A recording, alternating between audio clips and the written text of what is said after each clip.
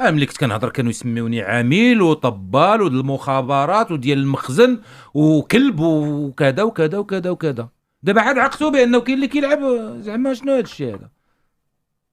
اذا الاشكال عندي انا ماشي في شي جهه تبغي تضرب المصالح ديال المغرب في هذا الظرف بالذات وتختلق، تصنع، تهول، تخرج الحاجه من سياقها باش تمونطي ليك واحد الكونسيبت اللي اثر في المغاربه في المرحله.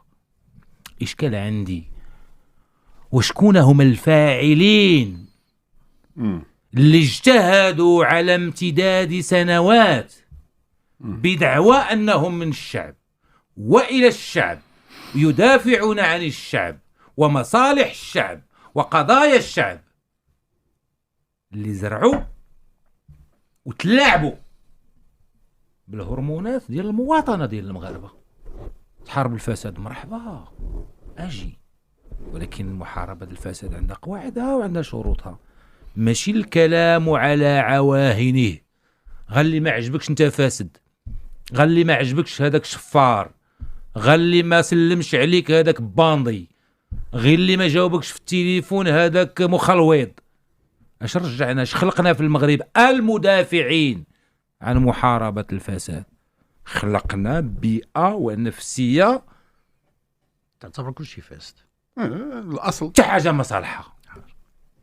البارح ملي واحد كيعاود لي على الملك بحال كيعاود على شي واحد مجمع معاه في راس الدرب ميم با في القهوه، وتجي دابا وتقول لي يا حقا راه باغيين يستهدفونا واننا ما غنتيقكش.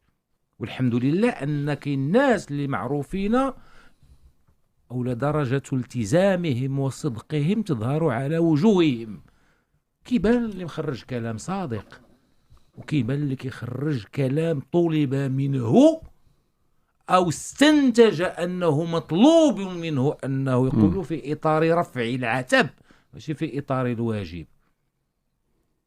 خصنا نكونوا شويه واضحين. ما يمكنش كتدردك على المؤسسات البارح وانت في البرلمان كتخاطب المغاربه كيسمعوك بالملايين، وتجي دابا تقول لي شي حاجه هكا. واللي نوض يدافع واحد اخرين يقول لك لا وماشي بهذه الطريقه اللي الله ودا الشريف. لو موند زوينه كيفاش جاوبناها اللي خايبين. جاوبنا انت بالزوينه المجتهد